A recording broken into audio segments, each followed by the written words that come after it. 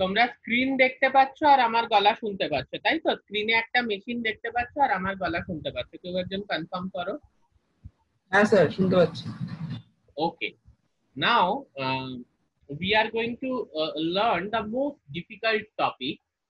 ওকে, সব থেকে difficult topic আমাদের আম, যেটা সিলেবাসে আছে বায়োফিজিক্সের, বা সব মিলিয়েও সব থেকে ডিফিকাল্ট টপিক, সেটা করবো। এবং তোমরা অ্যাপ্লিকেশনসে যা লিখেছিলে, তো সেখান থেকে এই ব্যাপারটা ক্লিয়ার হচ্ছে যে তোমরা একেবারেই খুব একটা জিনিসটা বুঝতে পারোনি। আমি যে অ্যাপ্লিকেশন গুলো বলেছিলাম বিভিন্ন টেকনিকের, উইচ ইজ ওকে, সেটা কিছু ব্যাপার না, বুঝতে পারোনি আমরা আবার এক্সপ্লেন করবো।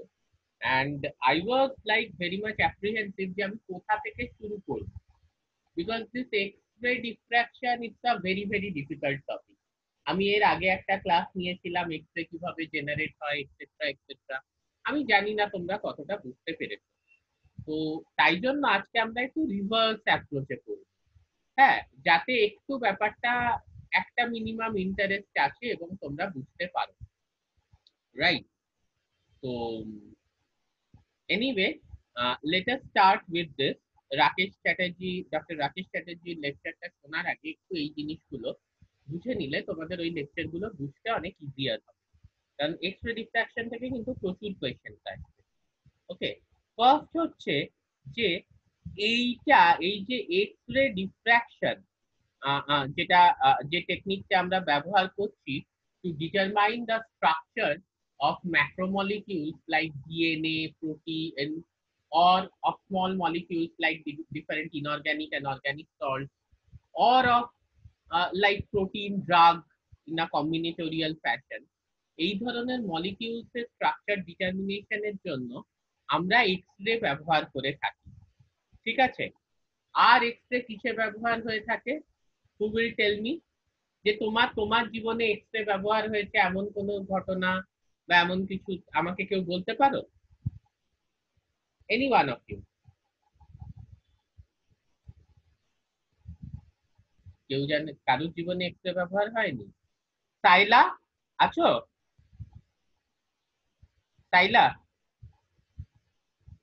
তুমি যদি আমার কথা শুনতে পাও, then tell me what kind of, মানে এক্স-রে কি তুমি কখনো লাইফে ব্যবহার করেছো, বা তুমি জানো যে এক্স-রে কোনো কাজের জন্য ব্যবহার হয়েছে? Any one of you? কি কেউ কেউ শুনতে পাচ্ছ না আমার কথা? আরে am I audible? হ্যাঁ স্যার, শোনা যাচ্ছে। শোনা যাচ্ছে তো? তুমি তাহলে বলো যে এক্স-রে ব্যবহার হয়েছে তোমার জীবনে, এরকম কোনো ঘটনা আছে? মানে স্যার মেডিকেলের ক্ষেত্রে, মানে কোথাও হাড় টাড় ভেঙে গেলে সেক্ষেত্রে এক্সরে তো সেটা। হ্যাঁ, কোথাও হাড় টাড় ভেঙে গেলে সেক্ষেত্রে। তোমার ভেঙেছে হাড় কখনো? না। কখনো ভাঙেনি? কখনো এক্স-রে না। হয়নি কিছু? এরকম কেউ না। আছো আজকে অডিয়েন্সের মধ্যে যার যে কোনোদিনও হাড় টাড় ভেঙেছে বা এক্স-রে ব্যবহার করা হয়েছে? হ্যাঁ স্যার। অলি, তোমার হাড় ভেঙেছে? গুড। তা এক্স-রে তুমি তুমি তুমি এক্স-রে করিয়েছো? হ্যাঁ আচ্ছা, ভেরি গুড, তুমি এক্স-রে করিয়েছো। তাহলে আমাকে অলি একটা কথা বলো, তুমি কি এইরকম একটা মেশিনের সামনে দাঁড়িয়ে এক্স-রে করিয়েছিলে, নাকি সেই মেশিনটা অন্যরকম ছিল? এই ধরনের মেশিন ছিল? না, ওটা আলাদা ছিল। ওটা আলাদা ছিল, তাই তো? তাহলে সবার আগে আমাদেরকে যেটা বুঝতে হবে যে আমাদের মেডিকেল ইউজের জন্য যে এক্স-রে মেশিনটা যে লাগে, সেই এক্স-রে মেশিন দিয়ে কিন্তু আমার কোনোভাবেই এই যে আমি ম্যাক্রোমলিকিউল মানে প্রোটিন ডিএনএ স্ট্রাকচার ডিটারমিনেশন বা drug protein drug DNA interaction এগুলো স্টাডি করতে পারবো না।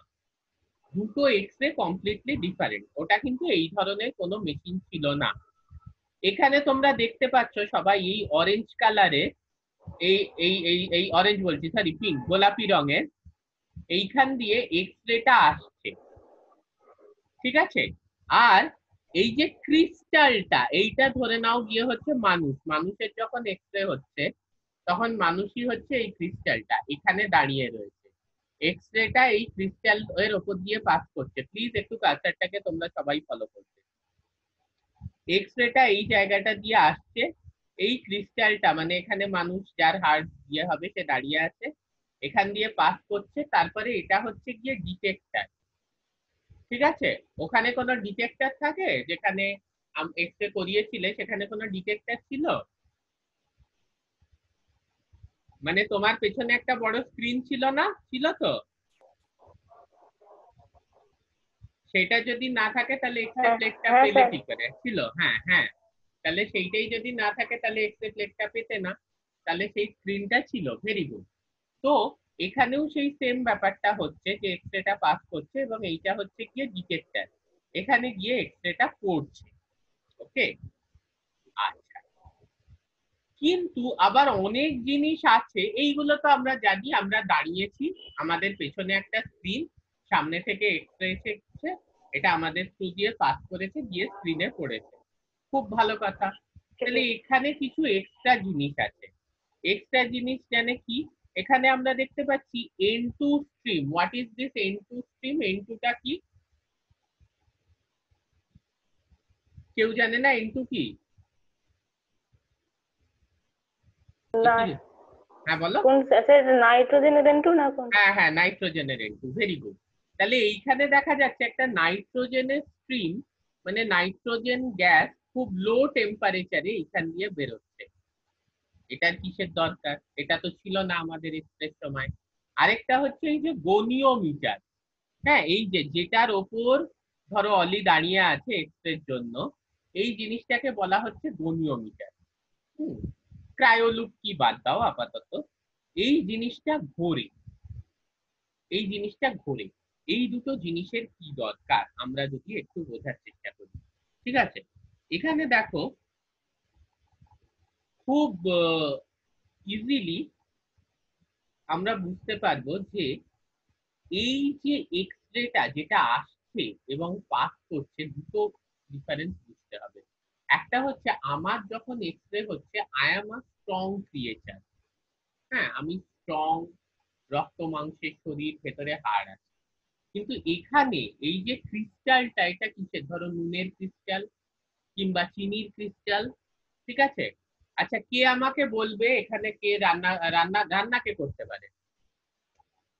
হুম, তোমাদের মধ্যে দেখো, এইভাবে না পড়ালে এটা খুব ডিফিকাল্ট টপিক। অন্যভাবে অন্য টপিক যেমনি আমি গড় গড় করে লেকচার দিয়ে যাই, তোমরা শুনে যাও, ওইভাবে এটা শিখবে না। কিন্তু তোমাদেরকে শিখতে হবে এই টপিকটা, একটু এইভাবেই আমাদের করতে হবে। হ্যাঁ, রান্না কে করতে পারে কে বলবে? পারি স্যার। তুমি পারো? ঠিক আছে, তাহলে চিনির ক্রিস্টাল আমার জন্য তৈরি করতে পারবে? তোমাকে যদি আমি বলি যে চিনির ক্রিস্টাল তৈরি করে দেখাও, কিভাবে করবে? হ্যাঁ পারবো। পারবে, কিভাবে করবে আমাকে একটু বলো। চিনবো, তারপর একটু জল দেবো, তারপরে হিট করব। হ্যাঁ, ঠিক আছে, ওটাকে গুলবে, জল দেবে, হিট করবে। মানে সোজা বাংলায় আমরা যেটাকে জাল দেওয়া বলি। ঠিক আছে, মানে ওইটাকে দুধ জাল দেওয়া কিংবা চিনি জাল দেওয়া হ্যাঁ রস বানানোর জন্য। ঠিক আছে, তাহলে এই যে বেসিক প্রসেসটা অলি বললো একদম কারেক্ট। এতে আমরা কি করছি? আমরা একটা চিনি সলিউশন বানাচ্ছি। ঠিক আছে, দ্রবণ এবং দ্রব্য, চিনি আছে, জল আছে, সেখান থেকে আস্তে আস্তে আমরা জলটাকে সরিয়ে দিচ্ছি। এই যে হিট করছি মানে কি, জলটা এবার বাষ্পে রূপান্তরিত হয়ে বেরিয়ে যাচ্ছে, ইভাপোরেট করে যাচ্ছে, তখন কিন্তু চিনির ক্রিস্টালটা পড়ে থাকছে। এটা আমরা অনেকেই জানি বা সবাই জানি। ওকে, যে এরকম ভাবে ফোটাতে ফোটাতে আস্তে আস্তে ক্রিস্টাল পড়ে যায়। তো সেই ক্রিস্টাল, তার বাইরে কোনো জিনিস নয়, সেই অলি জলে গুললো, চিনিটা ভালো করে ফোটালো এবং ক্রিস্টালটা পড়ে গেল। সেই ক্রিস্টালটা এনে আমরা এই জায়গাটায় রাখছি। এইবার ভেবে দেখো, আমি দাঁড়াচ্ছি এক্স রে সামনে, আমার হাত ভেঙেছে কিনা সেটা দেখার জন্য। এক্স রে এসে হিট করছে, পেছনে একটা সাদা স্ক্রিন যাতে ফটোগ্রাফিক প্লেট লাগানো আছে তাতে পড়ছে।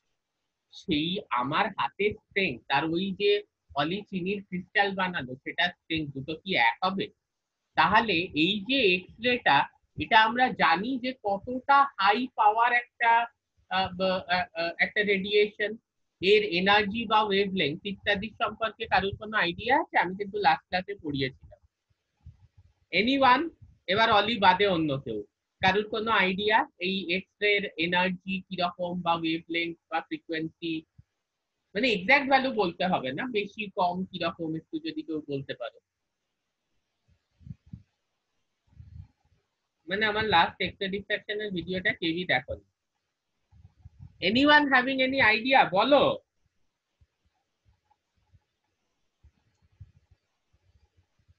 কি হলো?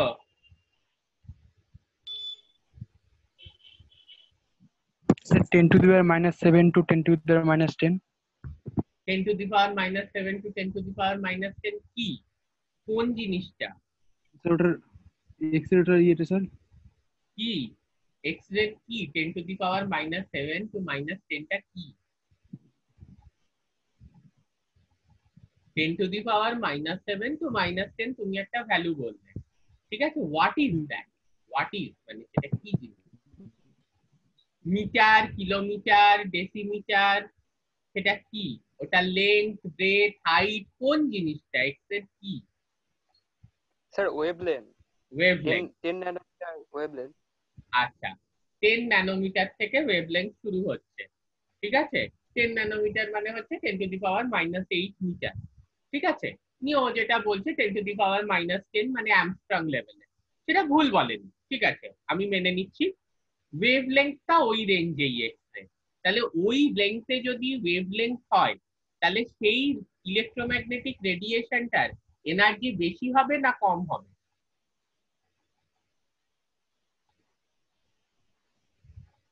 ধরো তুমি বসে আছো একটা এখন সাদা রঙের বাল্বের তলায় বা কিছু একটা হলুদ রঙের বাল্বের তলায়, সেই বাল্ব থেকে যে ইলেকট্রোম্যাগনেটিক রেডিয়েশন বেরোচ্ছে তার বেশি এনার্জি না এক্স এর বেশি এনার্জি?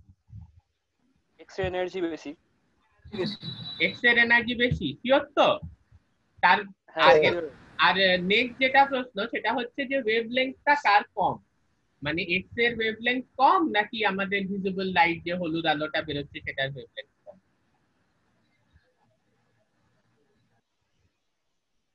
তার মানে এক্স রে কম, এগুলো অনেক কনফিডেন্টলি বলতে হবে। তার মানে আমার লাস্ট ক্লাসটা কেউই কিছু পড়োনি, আমি যে লাস্ট ক্লাসটা পড়িয়ে লেকচার নিয়েছিলাম এক্স রে ডিফ্র্যাকশনে কেউই ঠিক করে পড়োনি। তাহলে অত ওয়েভলেংথ কম, মানে আমি বারবারই বলেছি যে আমরা 1 অ্যামস্ট্রং মানে সিঙ্কোট্রনের দ্বারা, আমি তোমাদের একটা সিঙ্কোট্রনের ছবিও দেখাবো এক্ষুনি, ঠিক আছে? 1 অ্যামস্ট্রং ওয়েভলেংথের এক্স রে তৈরি করি, বা এই যে মেশিনটা এটাকে বলে হোম সোর্স। এই যে মেশিনটা তোমাদেরকে দেখাচ্ছি এটাকে বলে হোম সোর্স। কি হলো, এই উইন্ডোটা হচ্ছে না কেন রে বাবা? স্যার অভয় জয়েন করছে, যে জয়েন করতে পারছে না তাই বলছে। হ্যাঁ, জয়েন কেন করতে পারবে না? ওর তাহলে নেটের সমস্যা, অন্য কিছুর তো সমস্যা নেই। এইদিকে ফোকাস করো, রেকর্ডিং সবাই পেয়ে যাবে। আমি যে কথাটা বলতে চাইছি সেটা হচ্ছে যে এই যে মেশিনটা, না আমি বলছি উইন্ডোটা কেন হচ্ছে না, কি হলো? হ্যাঁ, অভয়কে তো আমি তো জয়েনিং দেখাচ্ছে, একটা টাইমে জয়েন করতে হয়, জয়েন করতে পারছে না। তো এখন শুরু হয়ে গেছে, কতক্ষণ হয়ে গেছে? আচ্ছা, এই যে মেশিনটা এটাকে আমরা বলছি home source X-ray machine. Home source X-ray machine মানে কি, তোমার বাড়িতে যদি একটা বড় ঘর থাকে সে ঘরের মধ্যেও তুমি এই মেশিনটাকে বসিয়ে দিতে পারো, ঠিক আছে? বসিয়ে দিয়ে তুমি এরকম চিনির ক্রিস্টাল বানালে, বা সিমিলার ওয়েতে আমি প্রোটিনেরও ক্রিস্টাল বানাতে পারি, ঠিক আছে? তো বানিয়ে তুমি সেটার থেকে মধ্যে দিয়ে এক্স-রে পাস করাচ্ছ। এইবার আমার প্রশ্নটা হচ্ছে যে তোমাদেরকে একটা জাস্ট আন্দাজ লাগাতে বলছি যে এই মেশিনটা কিন্তু তোমার বাড়িতে একটা বড় ঘর থাকলে সেখানেও বসানো যায়। মোটামুটি কত দাম হতে পারে এই মেশিনটা? কোনো আইডিয়া? তবে আগেই বলে দিচ্ছি এটা দিয়ে কিন্তু 1 অ্যামস্ট্রং, হ্যাঁ মানে 10 to the power minus 10 metre, অত low wavelength high energy high frequency x-ray কিন্তু তৈরি হবে না। এটা দিয়ে মোটামুটি 2 থেকে 2.4 অ্যামস্ট্রং এইরকম ওয়েভলেংথের তৈরি হতে পারে। এই টোটাল মেশিনটা একটা ভালো কোয়ালিটির যদি কেনো, রিগাফু কোম্পানি সব থেকে বেস্ট, প্রায় টোটাল সেটআপটা 10 কোটি টাকা দাম। ওকে, তো কোনো কলেজের ল্যাবে এটা কখনোই বসানো সম্ভব নয়। ফাইন, এইবার আমি তোমাদের দেখাচ্ছি যে যত লো ওয়েভলেংথ, তোমরা যদি আমার লাস্ট ক্লাসটা দেখে থাকো, তত কিন্তু আমি হাই রেজলিউশনের স্ট্রাকচারটা পাবো। ঠিক আছে, হাই রেজলিউশনের স্ট্রাকচার বলতে আমি কি বুঝছি, কে বলবে আমাকে? এই যে চিনির ক্রিস্টাল, এই চিনির স্ট্রাকচারটা, 3 ডাইমেনশনাল স্ট্রাকচারটা চিনির, এক্স রে ওয়েভলেংথ যত কম হবে, আমি চিনির 3 ডাইমেনশনাল স্ট্রাকচারটা কিন্তু তত হাই রেজলিউশনে পাবো। এবার আমাকে কেউ বলবে এই হাই রেজলিউশনের স্ট্রাকচারটা পাবো, এই কথাটা বলতে কি বোঝাচ্ছে, কে বলবে আমায়? Any one of you? What do you mean by a high resolution structure? Janardan? Sir clear দেখা যাবে। ক্লিয়ার দেখা যাবে, ভেরি গুড। ক্লিয়ার দেখা যাবে বলতে আরেকটু এক্সপ্লেন করো।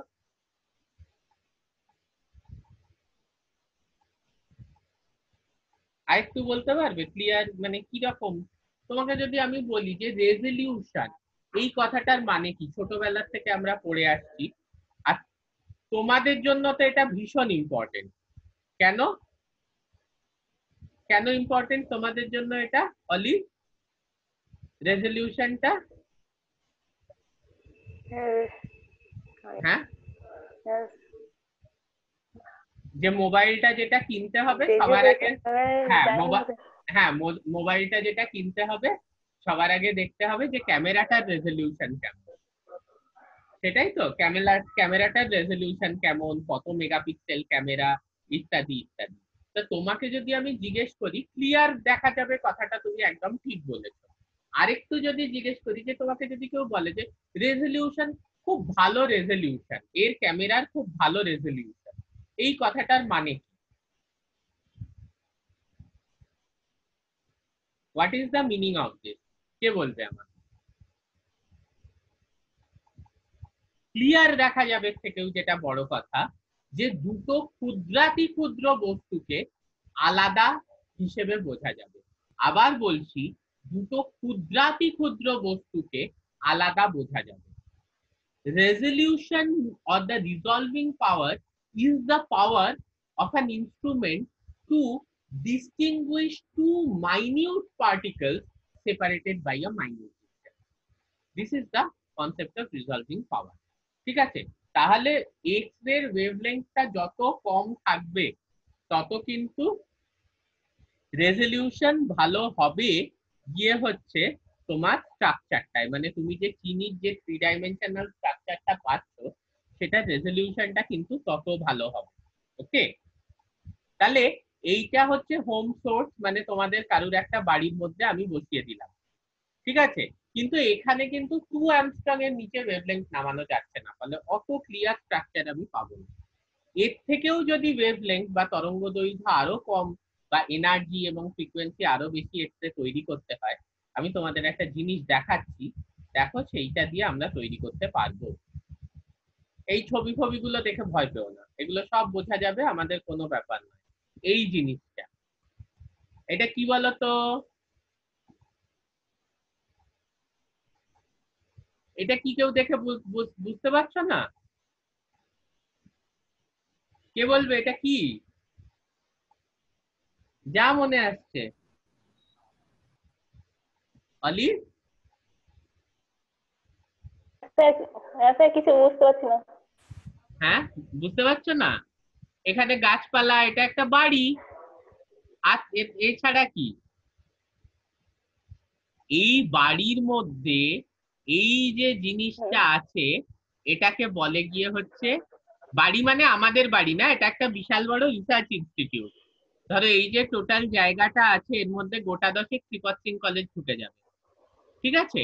এই বাড়ির মধ্যে এই যে জায়গাটা আছে, এই জায়গাটাকে বলে গিয়ে হচ্ছে, হ্যাঁ, সিনক্রোট্রন। ঠিক আছে, সিনক্রোট্রন কি কাজে লাগে না, এখানে আমরা পার্টিকেলকে খুব হাই পোটেনশিয়ালে অ্যাক্সিলারেট করিয়ে, ঠিক আছে, একটা অত্যন্ত লো ওয়েভলেংথের এক্সরে তৈরি করি, যে এক্সরে সাহায্যে কিন্তু আমরা বিভিন্ন মলিকিউলের স্ট্রাকচার ডিটারমাইন করতে পারি। বোঝা গেল? তাহলে এইটা কারোর বাড়ির মধ্যে কিন্তু করা যাবে না। এইটার জন্য কয়েক বিঘে জায়গা লাগবে, যেখানে কিন্তু এই টোটাল সেটআপটা করতে হবে। এইগুলো হচ্ছে কিছুই না, পার্টিকেল ঘুরছে এবং এখান থেকে এত কম ওয়েভলেন্থের এক্সরে তৈরি হচ্ছে, যেটা দিয়ে কিন্তু তুমি স্ট্রাকচারটা ডিটারমাইন করতে পারো খুব ইজিলি। ঠিক আছে? তা এটা কি আছে কোথাও? হ্যাঁ, এটা অবশ্যই আছে। আমরা যেটা ব্যবহার করি, ইন্দোর, তোমরা নাম শুনে থাকবে মধ্যপ্রদেশে, সেই ইন্দোরে কিন্তু এই ধরনের সিঙ্ক্রোট্রন আছে। আবার ভাবা অ্যাটমিক রিসার্চ সেন্টার, যেটা আমাদের বোম্বেতে আছে বা মুম্বাইয়ে আছে, সেখানেও কিন্তু এই ধরনের সিঙ্ক্রোট্রন আছে, যার সাহায্যে কিন্তু খুব লো ওয়েভলেন্থের এক্সরে তৈরি করা যায়।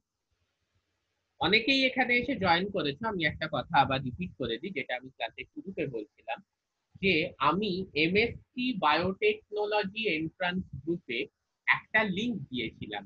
সেটা হচ্ছে এক্স-রে ক্রিস্টালোগ্রাফির ওপর ডক্টর রাকেশ চ্যাটার্জির লেকচারের রেকর্ডেড ভার্সন।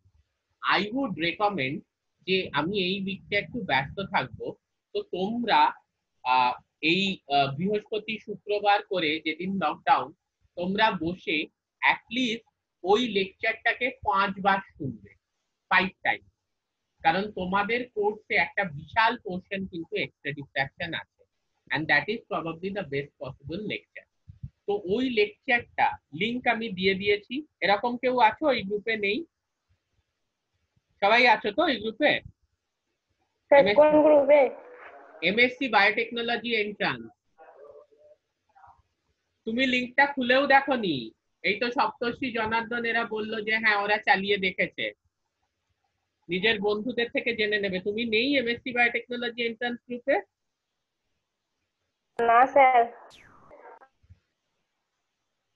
ও ঠিক আছে, আমি তোমাকে কিন্তু কি করে হয়, এরকম কেউ আছে নাকি যে নেই? আমি তো জানি ফার্স্ট ইয়ারের সবাই আছে। ঠিক আছে, আমি তোমাকে জয়েন করিয়ে আবার ওই লিংকটা পোস্ট করে দেবো। ওকে? ঠিক আছে স্যার। হ্যাঁ, তুমি এমএসসি করবে না, না বিএসসি করে পালাবে? যাই হোক, সে যা করবে সে পরে দেখা যাবে। আর সবাই আছো তো ওই এমএসসি বায়োটেক এন্ট্রান্স গ্রুপে? তো ঠিক আছে, অসুবিধা নেই, আমি অলিকে জয়েন করিয়ে দেব। ওই লেকচারটা কিন্তু এই লকডাউনের 2 দিন আমি ব্যস্ত থাকবো বা দেবযানী ম্যাডামও ব্যস্ত থাকবেন, আমরা ক্লাস নিতে পারবো না। তোমাদেরকে অ্যাটলিস্ট 5 বার শুনতে হবে, 5 টাইম।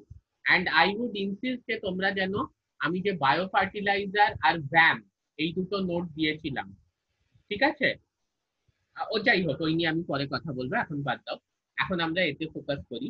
সেটা হচ্ছে অ্যাটলিস্ট 5 টাইমস শুনতে হবে। তাহলে এইখানে আমরা বুঝলাম যে এক্স-রে সোর্স এর ব্যাপারে ক্রিস্টাল অলি আমাদের জন্য বানিয়ে দিয়েছে দুটো জিনিস।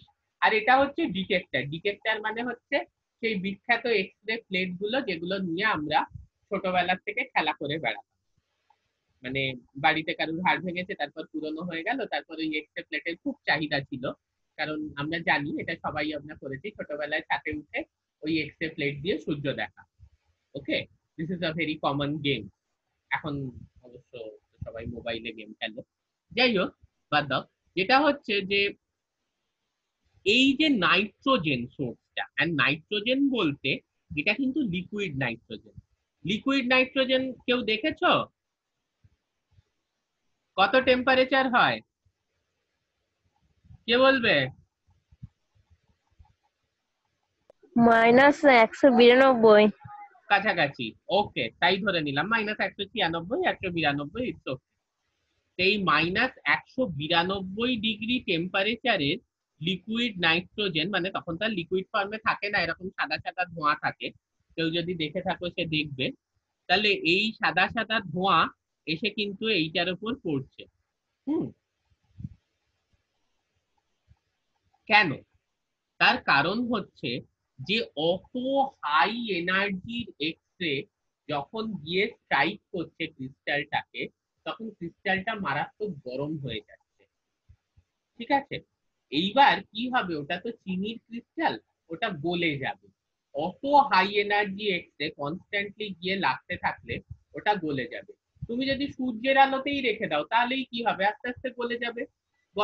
গরমকালে যদি রেখে যাও, তাহলে ওখানে অত হাই এনার্জি এক্সরে সেটা কতটা গরম তৈরি করছে, তোমাদেরকে বলি এক্সরেরও দরকার নেই, কোনো একটা মনোক্রোম্যাটিক লাইট যদি নাও, ওই লাল রঙের ট্রেনে কিনতে পাওয়া যায় 10 টাকা দিয়ে, লেজার লাইট, এইরকম ফেললে অনেক দূর অব্দি আলো যায়। ওই লাইটই হাতের ওপর 5 মিনিট ফেলে রাখো, দেখো কিরকম গরম লাগে হাতে। ঠিক আছে, তো এইটা যাতে গলে না যায় তাই জন্য কনস্ট্যান্টলি এখান থেকে একটা ঠান্ডা লিকুইড নাইট্রোজেন আসছে। এবং চিনির ক্রিস্টালটাকে কিন্তু আমরা এমনি ডাইরেক্টলি এই যে গনিওমিটারের মাথায় তুলে দিচ্ছি না, তুলে দিচ্ছি এই ক্রায়োলুপ, কার্সার দেখো এই ক্রায়োলুপের সাহায্যে। ক্রায়োলুপের ব্যাপারে এত কিছু চিন্তা করার নেই, এটা হচ্ছে গিয়ে কিছুই না, ওই তোমরা প্ল্যাটিনাম তার দেখেছো আমাদের ল্যাবে, ওই সামনে একটা আংটা বা একটা বড়শির মতো জিনিস থাকে, সেই সেম জিনিস, ওই আংটা বা বড়শির মতো একটা জিনিস আছে যেটার সাহায্যে আমরা ক্রিস্টালটাকে তুলছি, চিনির ক্রিস্টালটাকে। আর চিনির ক্রিস্টালটাকে কিন্তু আমরা এমনি এমনি তুলছি না, সেটাকে আমরা একটা ক্রায়ো প্রোটেক্টেন্টে চুবিয়ে নিচ্ছি। ঠিক আছে, এটা ক্রায়ো প্রোটেক্টেন্টে চুবিয়ে নিচ্ছি। ক্রায়ো প্রোটেক্টেন্ট কি জিনিস? ক্রায়ো প্রোটেক্টেন্ট ক্রিস্টালটাকে ফ্রিজ করতে দিচ্ছে না। ঠিক আছে, কারণ ক্রিস্টালটা ফ্রিজ করে গেলে কি হবে, বরফে রূপান্তরিত হয়ে গিয়ে কি হবে, ওটা ভেঙে যাবে। Okay, this is called a cryoprotectant. এটা কি হতে পারে? এটা হতে পারে গ্লিসারল। তোমরা জানো যে আমরা ব্যাকটেরিয়াকেও গ্লিসারলের মধ্যে চুবিয়ে রেখে দিই, এই এক কারণে। কেন না, -20 যে ফ্রিজটায় রাখি সেখানে টেম্পারেচার খুব কম, তাহলে ব্যাকটেরিয়াটা কি হবে, ফ্রিজ করে যাবে। সেইটা যাতে না হয় তাই জন্য আমরা কি করছি, ওটাকে গ্লিসারলের মধ্যে চুবিয়ে রাখছি। Don't worry if you don't understand, I know it's a very difficult topic, কিন্তু 5 বার আমি যে দুটো ভিডিও দিচ্ছি ওটা 5 বার শুনলে, ডোন্ট ওয়ারি, সময় শেষ হয়ে এসছে, আবার আমরা নেক্সট সেশন শুরু করব। ওটা 5 বার শুনলে কিংবা রাকেশ চ্যাটার্জির ভিডিও 5 বার শুনলে, আই ক্যান গ্যারান্টি ইউ তোমরা বুঝতে পারবে।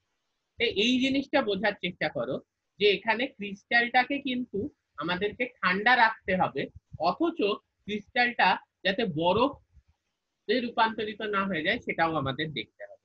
তার জন্য কি, ঠান্ডা রাখার জন্য আমরা এইরকম নাইট্রোজেন, এরকম নাইট্রোজেন ফ্লো কনস্ট্যান্টলি আর কি দিয়ে চলেছি যাতে ঠান্ডা থাকে। কিন্তু আবার এত ঠান্ডায় চিনির ক্রিস্টালটা বরফে যাতে রূপান্তরিত না হয় তাই জন্য একটা ক্রায়োলুপ বা একটা বড়শি বা একটা আংটার মতো জিনিসের দিয়ে ক্রিস্টালটাকে তুললাম, এবং ক্রিস্টালটার গায়ে ক্রায়ো প্রোটেক্টেন্ট লাইক গ্লিসারল এক্সেট্রা ইত্যাদি আমি লাগিয়ে রাখলাম। ঠিক আছে, তাহলে কি হবে, ওটা জমবেও না, আবার ওটা কিন্তু খুব ঠান্ডা থাকবে। This is the basic concept. Is it clear? This is the basic concept যেটা কিন্তু আমাদেরকে দেখতে হবে।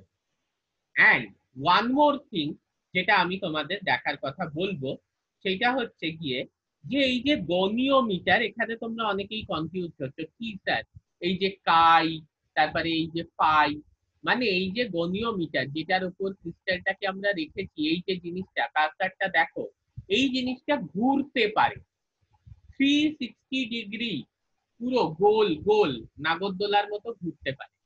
কেন এইটা গোল গোল ঘোরা আমার দরকার, কেউ আইডিয়া আমাকে দেবে?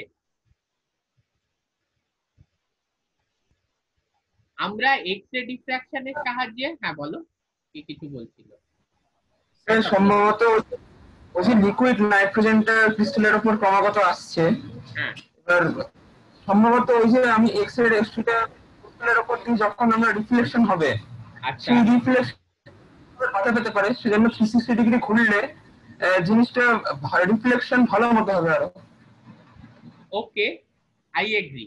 মানে দেখো, এটা রিফ্লেকশন কথাটা ঠিক না, এটা ডিফ্র্যাকশন। যেটা হচ্ছে ডিফ্র্যাকশন হচ্ছে, যাই হোক, ও যে কথাটা বলেছে সেটা ঠিক আছে, কারণ আমি একটা জিনিস বলছি, আমার এক্স রে ডিফ্র্যাকশন করার উদ্দেশ্য হচ্ছে 3 ডাইমেনশনাল স্ট্রাকচারটা জানা, 3 ডাইমেনশনাল স্ট্রাকচারটা জানা। কিন্তু এইটা তো আর কিছু না, এটা হচ্ছে একটা ক্যামেরা। তুমি দাঁড়িয়ে আছো, এখান থেকে এসে লাইট পড়ছে, একটা, সরি, তুমি দাঁড়িয়ে আছো, এখান থেকে এসে লাইট পড়ছে, একটা ছবি উঠছে, বা ক্রিস্টাল দাঁড়িয়ে আছে, এখান থেকে এসে এক্স রে পড়ছে, একটা ছবি উঠছে। তা তুমি যে ছবিটা তোমরা মোবাইলের ক্যামেরা বা অন্য কোনো ক্যামেরায় তোলো, বা যে হাত ভেঙে গেলে যেটা পাও সেটা কি 2 ডাইমেনশনাল ইমেজ না 3 ডাইমেনশনাল ইমেজ? কে বলবে? যে ছবিটা ওঠে ক্যামেরায় বা যে তুমি এক্সরে প্লেটে যে ডিফ্রাকশন প্যাটার্নটা পাও সেটা 2 ডাইমেনশনাল ইমেজ না 3 ডাইমেনশনাল? কে বলবে আমায়? Sir 2 dimensional. অবশ্যই 2 ডাইমেনশনাল ইমেজ। তার থার্ড ডাইমেনশনটা কোত্থেকে আসছে? কোথাও থেকে আসছে না, অবশ্যই 2 dimensional image. Now my next question, তোমাকে যদি একটা 2 ডাইমেনশনাল ইমেজ কয়েকটা দিয়ে সেটাকে 3 ডাইমেনশনাল ইমেজ নিতে হয়, ঠিক আছে, সে ফর এক্সাম্পল যে দীপ্তেশকে কেমন দেখতে পুরোপুরি, এটা কি দীপ্তেশের ছবির থেকে, মানে ধরো কেউ চোখ বন্ধ করছে, তার চোখের সামনে কি চলে আসবে যে দীপ্তেশকে কেমন দেখতে? না স্যার। আসবে না। ধরো দীপ্তেশের একটা ছবি আমি তোমাকে তুলে দিলাম, দীপ্তেশ দাঁড়িয়ে আছে আমার দিকে মুখ করে, তুমি চোখ বন্ধ করলে কি 3 ডাইমেনশনালি দীপ্তেশকে কেমন দেখতে সেটা বুঝতে পারবে? অলি বুঝতে পারবে? না স্যার। বুঝতে পারবে না, কারণ এটাও তো হতে পারে যে দীপ্তেশের হয়তো মাথার পেছনে টাক আছে, সেটা তো সামনের ছবিতে ধরা পড়ছে না, তাই তো? তাহলে হ্যাঁ স্যার। দীপ্তেশের একটা 3 ডাইমেনশনাল যদি তোমাকে ধারণা চোখের সামনে ফুটিয়ে ধরতে হয়, তাহলে কি করতে হবে? সব দিক থেকে ছবি তুলতে হবে। Very good, very good, very good answer, exactly.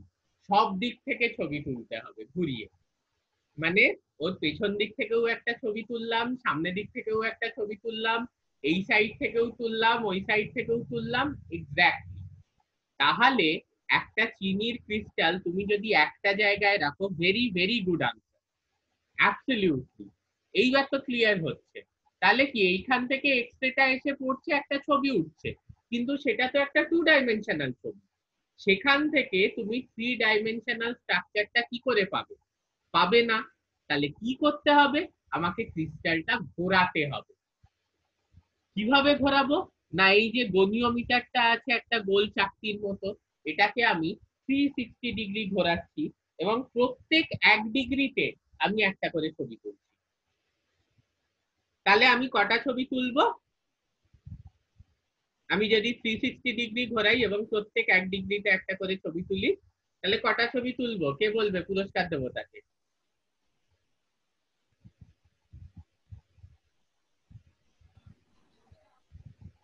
হ্যাঁ, কেউ বলতে পারবে না। ওকে, প্রত্যেক 1 ডিগ্রি 360। 360 কিন্তু উত্তর হবে না, উত্তরটা হবে 361। তুমি 0 ডিগ্রিতে গুনবে, তাহলে দেখবে ওইটা উত্তর আসবে। যাই হোক, আইডিয়াটা ক্লিয়ার হয়েছে। অ্যাকচুয়ালি আমরা 360টা ছবি পাবো, কারণ 0 ডিগ্রিতেও আমি যে ছবিটা পাচ্ছি, 360 ডিগ্রিতেও আমি সেম ছবি পাচ্ছি। তো 360টা ছবি পাবো, কিন্তু তুলবো 361টা ছবি, ঠিক আছে? যাই হোক, তো আমি যে জিনিসটা বলছি, যেমনি একটা 10 মিটার কাপড়কে যদি তুমি 1 মিটার করে কেটে দাও, তাহলে কবার কাটতে হবে? 10 বার কিন্তু কাটতে হয় না, 9 বার কাটলে হয়ে যায়।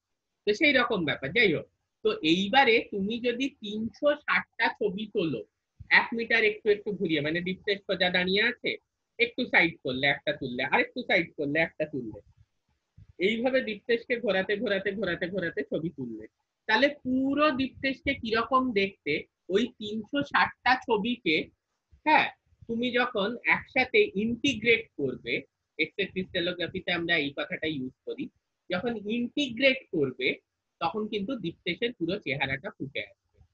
and that is our basic idea of X-ray diffraction, যে আমি 2 ডাইমেনশনাল কিছু ছবি তুলে আলটিমেটলি সেখান থেকে আমি একটা 3 ডাইমেনশনাল ফিগার কনস্ট্রাক্ট করব।